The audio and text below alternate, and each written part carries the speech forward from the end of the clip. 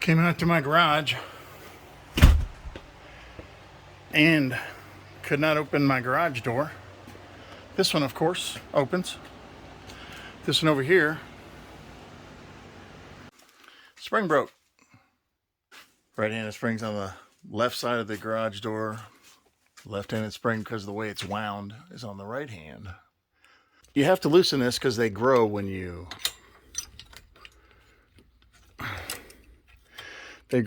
tension them.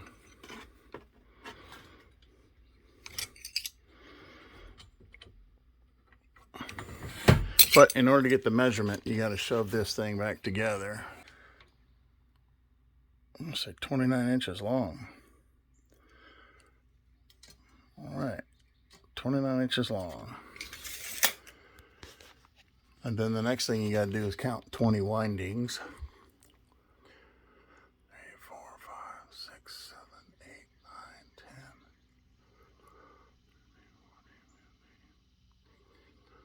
18, 19, 20.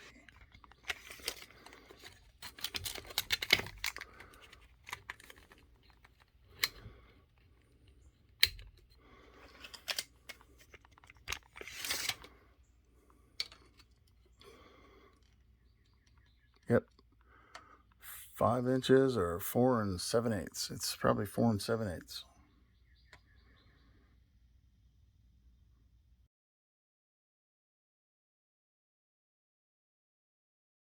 So I remembered I had one of these and I took it and put it in here.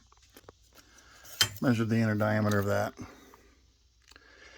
And it is 2 inches. I definitely got a 2-inch spring. In order to get this spring off, you got to loosen the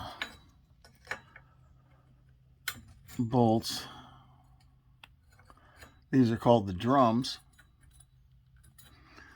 Now when you tighten these bolts, you don't want to tighten them more than 1/2 to 3/4 of a turn, because the bad news is if you tighten them too tight, it deforms this bar, and then you can't push the bar back and forth in the drums, and you can't pull the spring off, and you got to file them down. So don't over tighten these bolts. If they make too much of a hole in this bar, which is hollow, then you're not doing yourself any favors.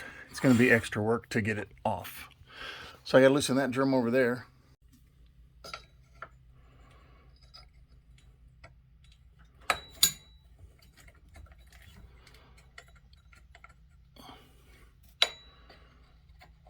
Relatively simple.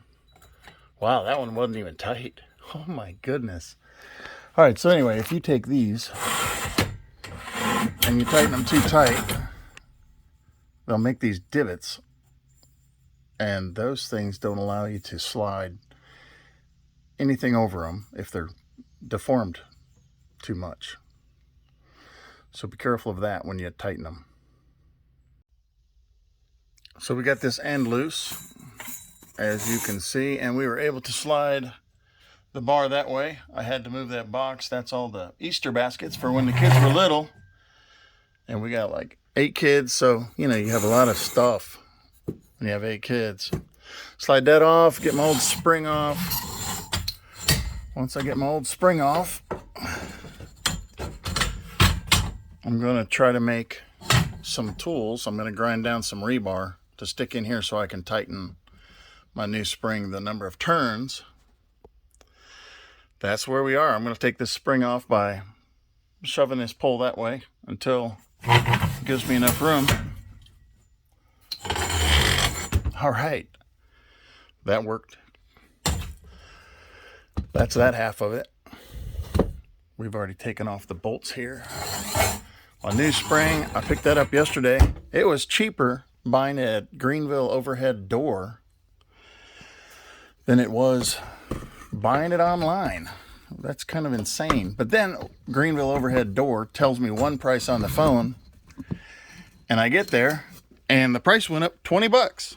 It's like, wait a minute. She goes, oh, we had a price change.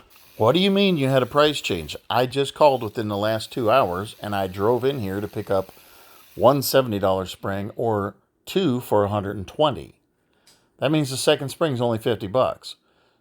Well, argued with the lady. The lady ended up giving me that price that I had been given on the phone. On these springs, you want to make sure that when you buy them, you buy the higher cycle springs. Otherwise, the cheap ones they sell you on eBay are only 10,000 cycles.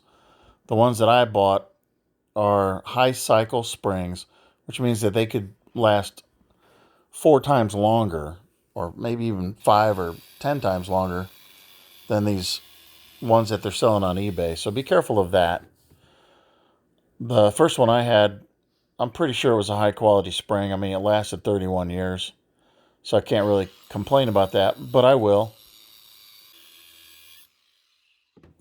So while you're cutting these rebar, if you just cut partially through on both sides, you can just step on these things and break them. It's a lot quicker than grinding all the way through.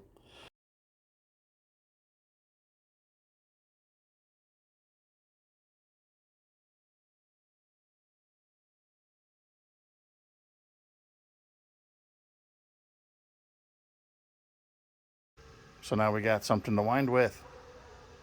So I'm back out here because my tool fit in my old one.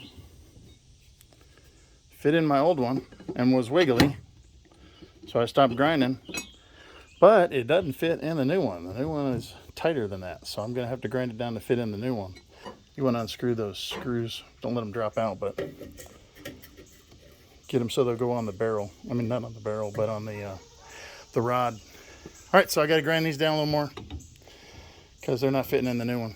The reason I ground 1 inch is because that's about how much you're going to insert. And if you don't have a reference point, you can't make sure that it's safe for you. You got to make sure that there's at least 1 inch of this rod into that hole there. Otherwise, it can become, well, the whole job is unsafe, but let's grind some more. So now we've got it going in all the way. Gotta do the second one. So that's beautiful. I also flattened the end so it doesn't wobble when it's in there. And then I also took the burr off the other end.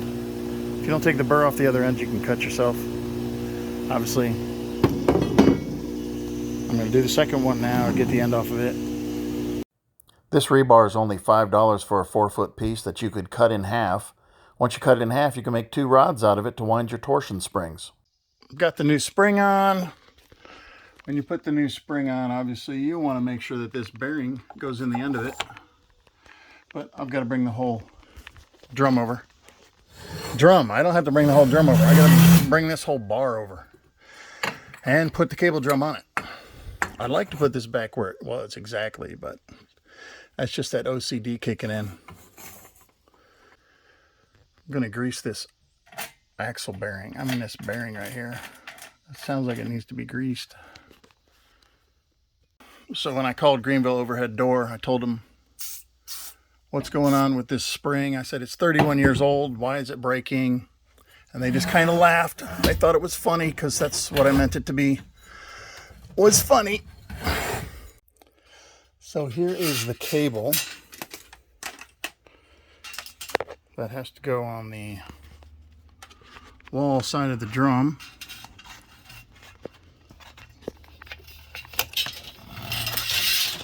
So my wife was sitting in the living room. She's like, what fell in the garage? So my son goes out to investigate. Didn't see anything on the floor. That was unusual anyway. Saw a bunch of stuff on the floor, but not the usual stuff. Didn't realize it, but the spring had broken.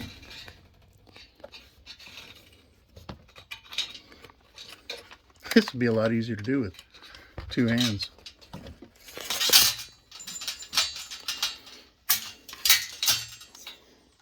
There we go. You want to take this wire cable end. Uh-oh. There's another little piece to that. See how there's only one there? This one has 2 things on it. So I'm going to have to find this one. It probably went all the way down the cable. Of course, gravity did its job. Took it all the way south. So now when you put this back on, this cable, you want to make sure that you're on the inside of these brackets. If you're not on the inside of these rail brackets, you're not doing yourself any favors. So every place there's one of those, you got to be on the inside toward the door. There's a bracket right here, and I got to be on the inside of it. So I'm going to put this down because it's getting frustrating. There we go. Now this has to go toward the door side. So when you bring the cable drum back over,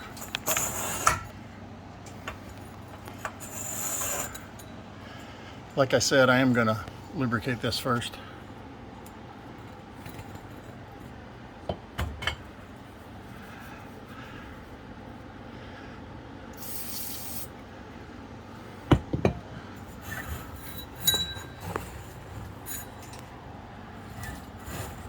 Beautiful. Make sure we get in there right.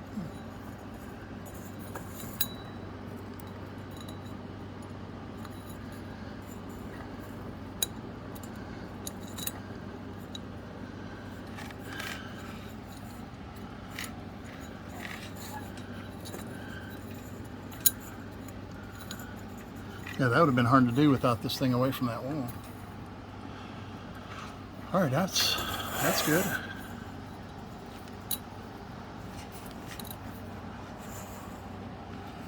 Find those original holes there.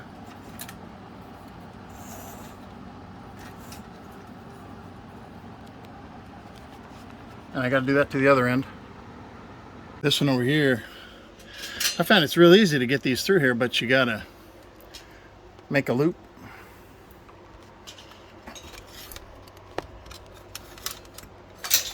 Put the loop through. Of course, everything that can get in the way will get in the way.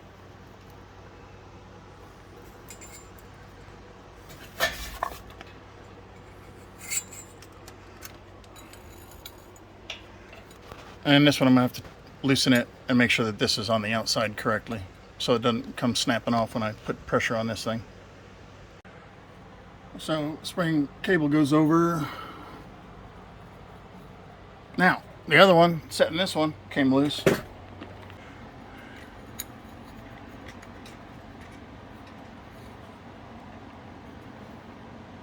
Yeah, there's nothing that's going to hold pressure on that. So I get the spring on it. I want to make sure that this gets in here. And I'm going to lubricate this.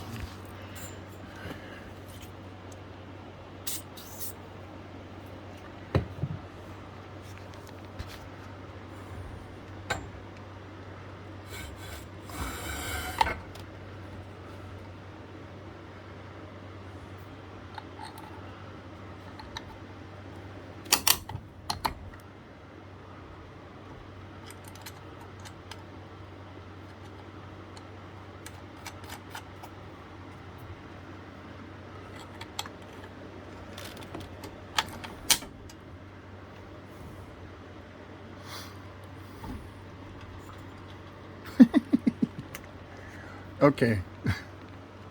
1, 2, 3, switch.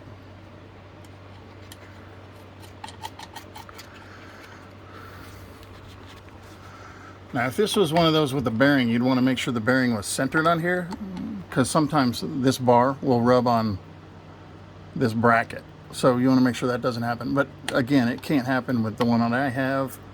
But I'm going to center it just for continuity. Check our cables. Cable's looking good. Now it's time to wind. You'll notice the red paint on the end of this spring. That means it's a right-handed spring, goes on the left side of the garage door. Black paint would indicate a left-handed spring, which would go on the right side of the garage door. This one, when you turn it up, you put your rods in here and you turn this up, you set these screws, and what will happen is it'll put pressure in the opposite direction on your cables, which lift your door.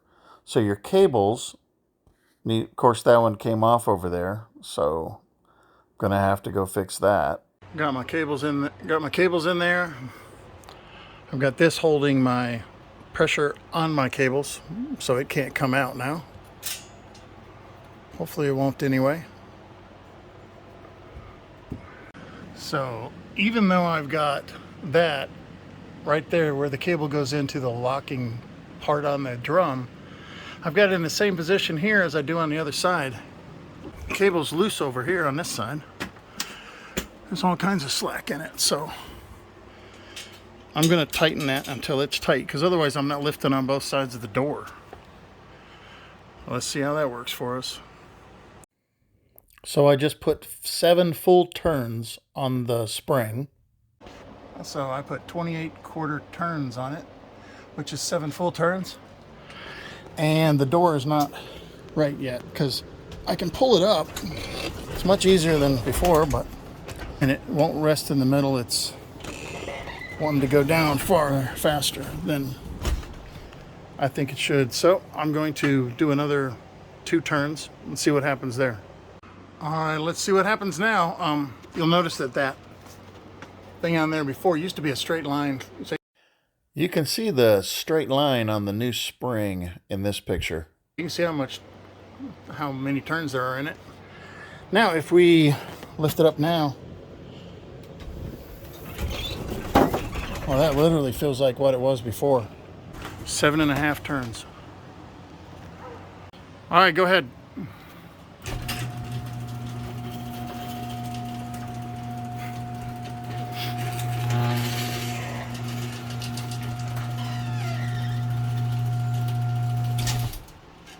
All right, now press it again. Let's open it. Oh man, it is so nice. The garage door is working again. Thank you. No.